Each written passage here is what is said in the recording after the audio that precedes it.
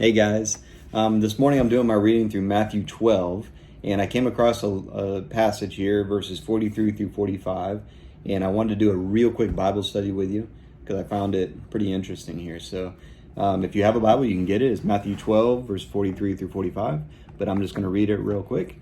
It says, this is Jesus speaking.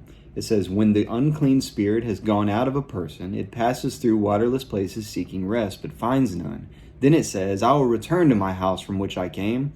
And when it comes, it finds the house empty, swept, and put in order. Then it goes and brings with it 7 other spirits, more evil than itself. And they enter and dwell there. And the last state of that person is worse than the first." So, on the surface here, it looks like Jesus is speaking of some sort of exorcism. And he's saying that when the unclean spirit gets cast out of a person, that it's going to go search for somewhere else to go. But it finds nothing, then it's going to bring with it 7 other spirits and indwell this person again, and that person is now going to be even worse off than they were before. But to get a better grasp of why he even brought this up and what this story even means, let's go back to the context of earlier in chapter 12. And Jesus is in this city, and there's Pharisees and scribes around him, and then it says, "Then a demon-oppressed man who was blind and mute was brought to him, and Jesus healed him, so that the man spoke and saw. All the people were amazed and said, 'Can this be the son of David?' But when the Pharisees heard it, they said, 'It is only by Beelzebub, that prince of demons, that this man cast out demons.'" So you see, there was this battle going on. The Pharisees, Jesus did this amazing thing. He did this miracle, healed this man. And then the Pharisees came to him and said, no. This is only by the power of the devil that you're doing this. And then Jesus saying, no, it's the power of God that I'm doing this. So there's this battle going on back and forth between whether he's doing his power by the devil or by God. And then with that said, Jesus brings up this illustration here about an exorcism. But we see that the problem that Jesus is talking about here is not that the evil spirit will go out and then come back in. The problem is that the evil spirit found the house unoccupied. It says, if you read it here, it says, "Then it says, I will return to my house from which I came, and when it comes, it finds the house empty."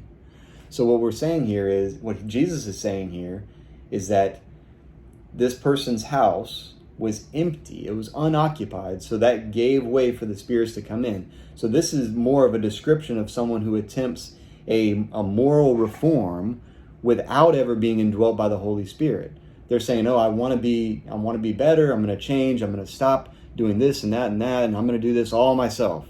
So this illustration is saying that if a person does this without being indwelt by the Holy Spirit, his house is empty, which leaves room for the evil spirits to come back in, and then it gets worse off. So it's, reform apart from regeneration is never effective, and it will always lead to going back to the previous way you were, or even worse off.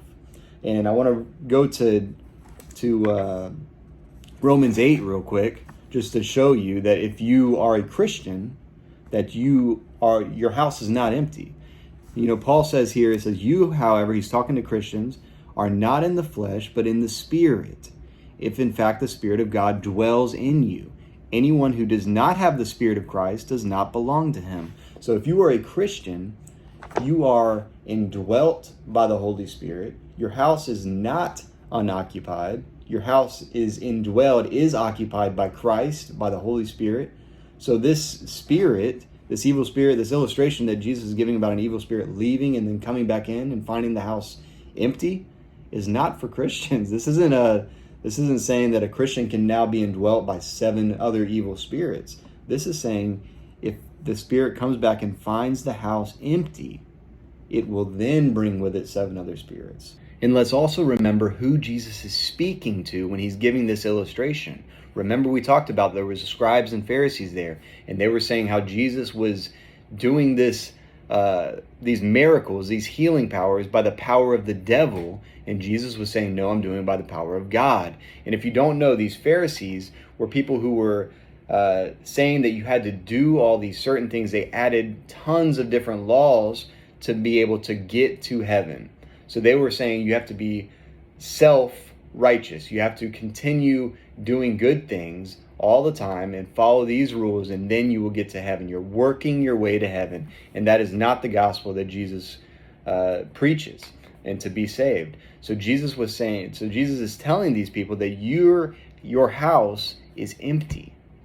That's why he brings up this. Your house is not indwelt by the Holy Spirit. You are not Christians.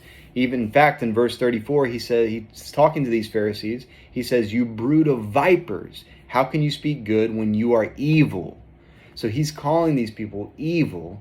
So we know that they are not indwelt by the Spirit. And in his illustration, their house is empty. And Jesus brings up this illustration and says, listen, and he's talking to them. When the Spirit, you clean up yourselves and you think you're doing good, but guess what? That evil spirit is going to come back and bring forth 7 other spirits worse off than you were the first time when they indwell you.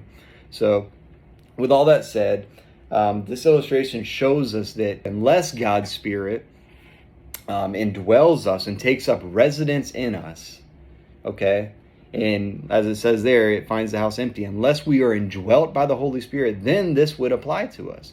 But if, as in Romans 8, verse 9, it says, you, however, are not in the flesh, but in the Spirit. If you're a Christian, you're indwelt by the Spirit.